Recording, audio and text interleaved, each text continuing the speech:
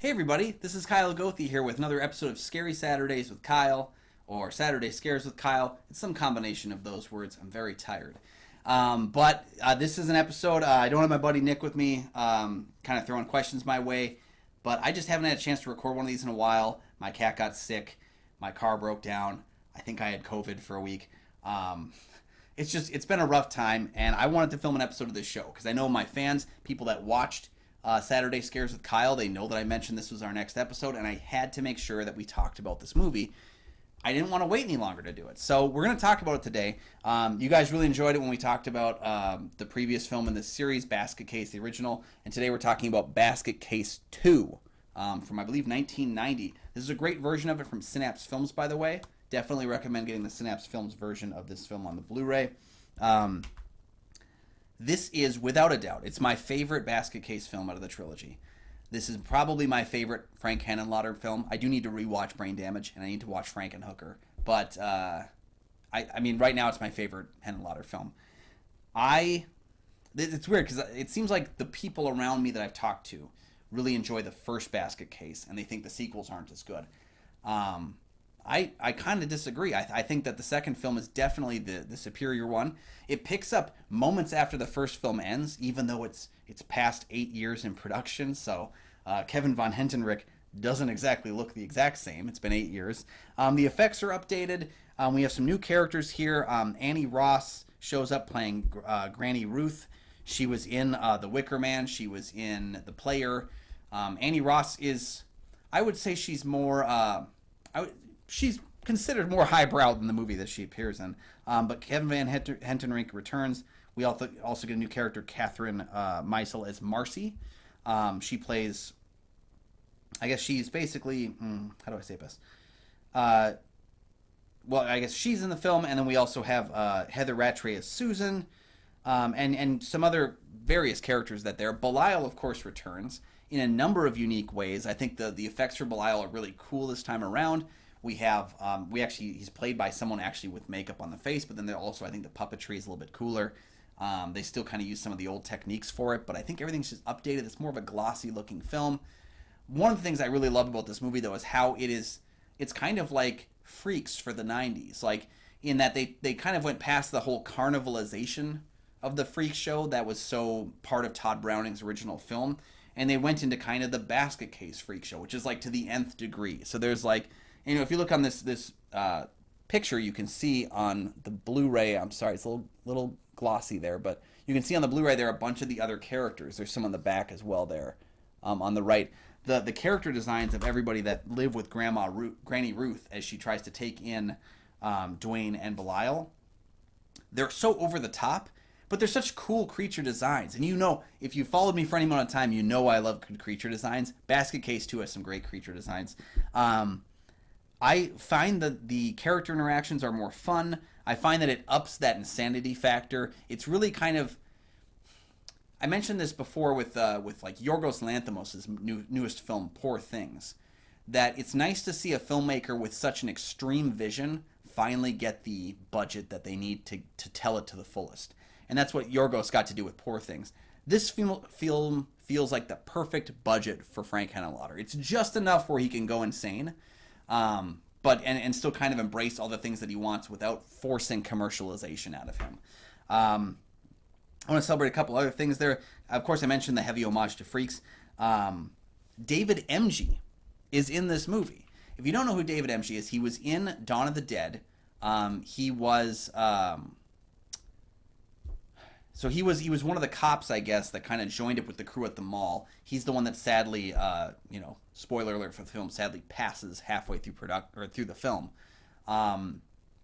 And I really liked his character in that film. He actually appears in Basket Case 2, but you might not know it because he appears as Half Moon, one of the various people that live with Granny Ruth. He doesn't really speak in the film, so I think it's kind of odd that he's just there. But it's fun to note that he did appear in the film. It did have a 71% on Rotten Tomatoes. It did get followed up by another film called Basket Case 3, The Progeny, a film that we'll probably talk about if you enjoy this episode, because I'm always willing to talk about these weird, wacky sequels.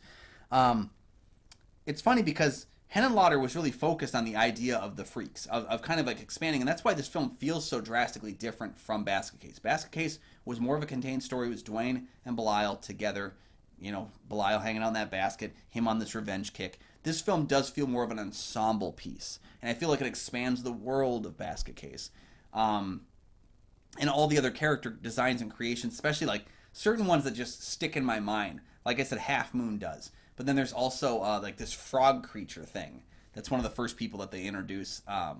It's weird. It reminded me of like Pee-wee's Playhouse with the talking staircase, the wood pile thing that like comes to life. It's creepy. It's unnerving, and I think that's kind of part of the plan, is that most of the characters living with Granny Ruth and kind of the freaks are generally speaking, just damaged goods because of what the world has done to them, and that they don't feel full in themselves. They don't feel whole again. And it's about trying to come to terms with just, this is who you are, and embrace it and be who you are.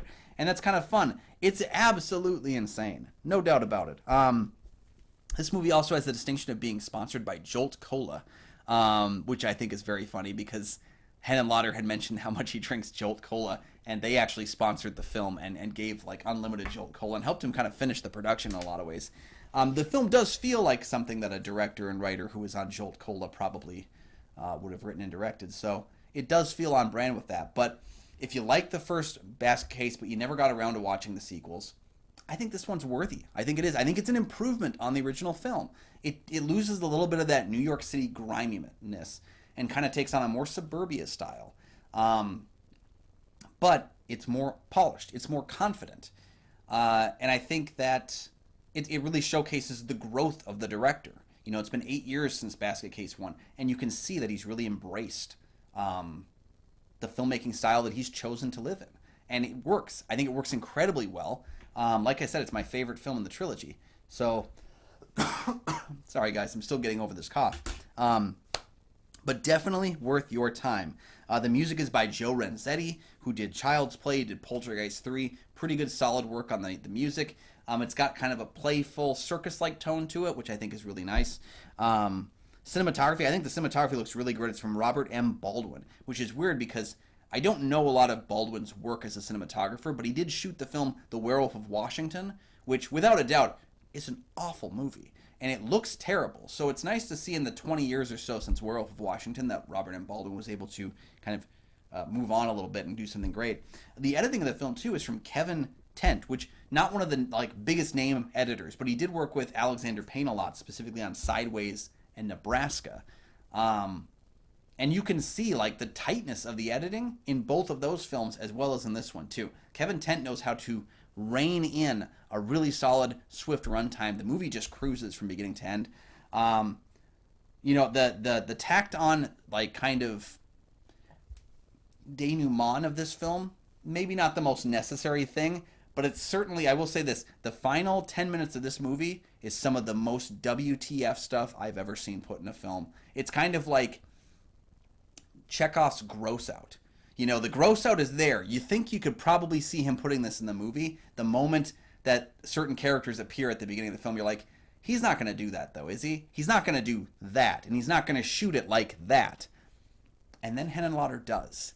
And it's disturbing, and it's weird, and it's gross, and I don't know what to do with it. But all I can say is that the film leaves me with an impression, and certainly made me want to watch Basket Case 3. I actually watched the entire trilogy over the course of 24 hours a couple years ago when I wasn't feeling good. So it's almost fitting that recovering from COVID, I got a chance to watch Basket Case 2 once again. Thank you guys for joining me for another episode of Scary Saturdays with Kyle. Leave your comments about Basket Case 2 down below. What your favorite Basket Case film is, what your favorite Frank Henenlotter film is. I'd love to hear about them. Please let me know down in the comment section your thoughts about the film. What should we cover next week? Next week, let's see here. I'm just going to say, next week, I'm picking out of the top of my head, we are going to cover another film that appeared on the Video Nasty list, starring John Saxon. It's a film that's got a couple different titles. The Blu-ray I have says Cannibal Apocalypse, but it's also known as Invasion of the Flesh Hunters. So we're talking about this very weird Antonio Margheriti film next time. Join us.